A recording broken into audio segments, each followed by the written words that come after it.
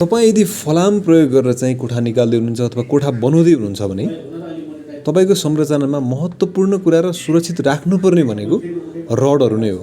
जति रडलाई तपाईँ सुरक्षित राख्नुहुन्छ तपाईँको संरचना त्यति नै लामो समयसम्म टिक्छ।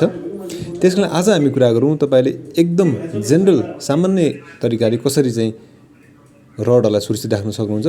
पहिले त मिनिमम पनि 16 गेज अथवा चाहिँ मिनिमम पनि मिडियम क्वालिटीको रड युज गर्नु होला। लाइट मिडियम हेभी पाउँछ मार्केटमा, मिडियम क्वालिटी युज गर्नुहोस्।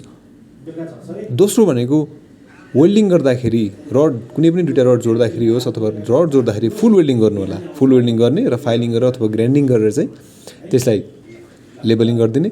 अर्को भनेको एन्टिरस्ट कोटिङ र क्वालिटी इनामेल गर्ने।